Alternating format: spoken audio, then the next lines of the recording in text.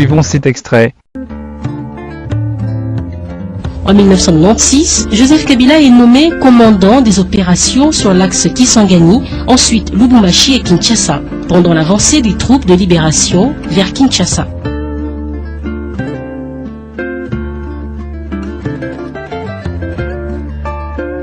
Cette partie du CV est vraie, car dans son interview toujours dans Jeune Afrique Intelligent, numéro 2155T2156, en avril 2002, Mskabarbé le reconnaît aussi. On rapporte que l'armée de Kagame serait venue au Congo à la poursuite des ex-forces patriotiques rwandaises et autres FDLR. Ces ennemis du régime Kagame. L'armée de Kagame, qui envahit le Congo en 1996, sous le commandement d'un certain Mskabarbé, n'a connu aucune résistance pour un premier temps. Les deux qui fut tombèrent du jour au lendemain, le nord du Katanga aussi. Seule la province orientale résiste à l'armée de Kagame. Cette province est défendue de main force d'un certain général Moulambi, rappelé de sa retraite par Mobutu, pour défendre un Congo envahi par le Rwanda. La province orientale abrite désormais 2 millions de réfugiés rwandais tout poursuivis par les hommes de Kagame, et qui prend la tête des opérations, commandant Hippolyte, aujourd'hui Joseph Kabila. Alors peut-on donner la tête de telles opérations à un homme, sur qui on n'a pas confiance, ou à un étranger, ou encore à un mercenaire? Car nous verrons quel était l'objectif des opérations de la province orientale. Voici ce que nous apprend le rapport Mapping des Nations Unies, sur ce que les troupes dirigées par Joseph Kabila et son mentor, Mskabarbé, ont fait à la province orientale. En avril 1997, massacre de 50 000 réfugiés ou tout au moins installés dans les camps de KCC 1 et 2, situés près de la localité de Kiza, à 25 km de Kisangani, et de 30 000 réfugiés au niveau de Biaro, à 41 km de Kisangani, voir paragraphe 244 du mapping, pour ne citer que cet exemple. Enfin, lorsque Kinshasa tombe entre les mains de l'armée rwandaise, Mskabarbé devient le chef d'état-major de l'armée congolaise et Joseph Kabila, et son adjoint en charge de l'armée de terre. Et moins de 4 années plus tard, Mskabarbé occupera ce même poste, mais cette fois-là au Rwanda, mais Joseph Kabila deviendra le président du Congo. Mais, suivez la suite du CV de Joseph Kabila.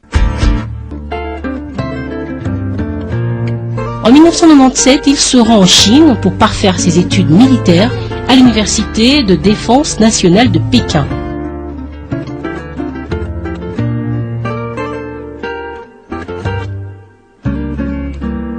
C'est en 1998 qu'il est nommé chef d'état-major général adjoint des FAC, Forces armées congolaises, et plus tard il devient, en 2000, chef d'état-major de la force terrestre. Mensonge grossier. Si Kinshasa est tombé en mai 1997 et que Mskabarbé, Joseph Kabila et Anselme Massasu étaient aperçus à Kinshasa, jusqu'aux festivités de la Nativité de 1997, avant que Joseph ne soit nommé en juin 1998 chef d'état-major général adjoint, on se demande bien si il a été bel et bien en Chine pour parfaire ses études militaires à l'Université de la Défense nationale de Pékin. Car cette université n'offre pas un cursus de moins de 9 mois. Des sources proches de l'armée rwandaise rapportent que Kabila s'était réellement rendu en Chine en février 1998 et serait revenu 3 mois plus tard, car la tension montait entre les Congolais et le Rwandais au sein de forces armées congolaises. Ce qui aurait justifié sa nomination comme adjoint de Kabarbé étant donné qu'il avait l'accès de deux côtés, Rwandais et Congolais. Le 26 janvier 2001, il prête serment en qualité de président de la République démocratique du Congo, succédant ainsi à son père, le président Laurent Désiré Kabila, décédé à la suite de l'ignoble assassinat du 16 janvier 2001.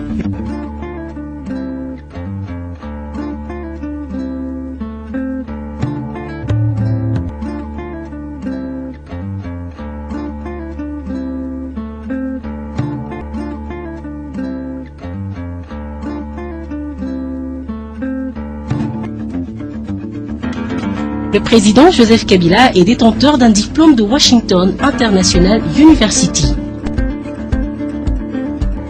Cette information reste conforme à l'esprit du CV de Kabila, vague et mélangée. Ni date, ni nom du programme suivi, ni rien. Seulement le nom de l'université, comme il en était de l'école française. Le malaise se ressort une fois de plus. À Washington. On ne publie pas le nom des étudiants, une fois de plus une occasion qui profite à Kabila. Le président de la République démocratique du Congo, Joseph Kabila, est docteur honoris causa de la Hankook University en Corée du Sud.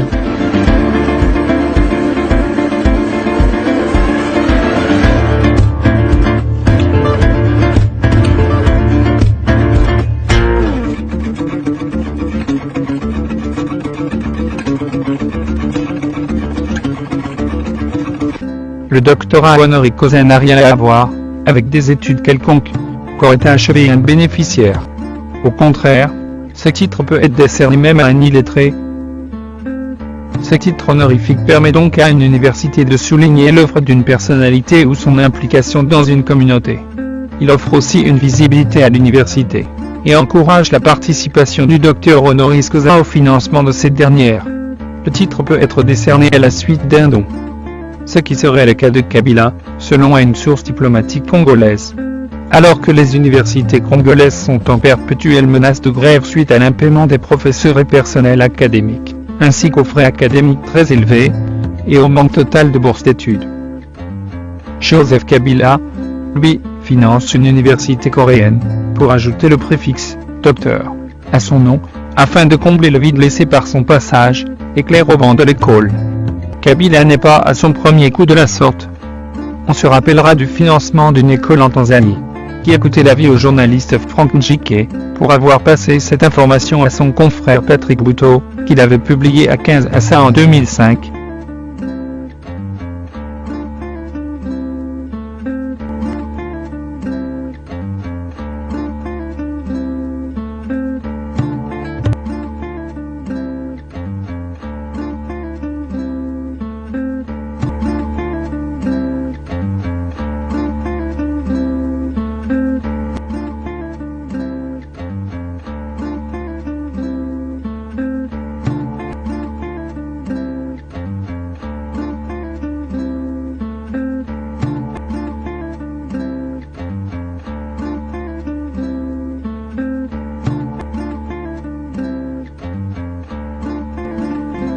Peuple congolais de choisir son chef.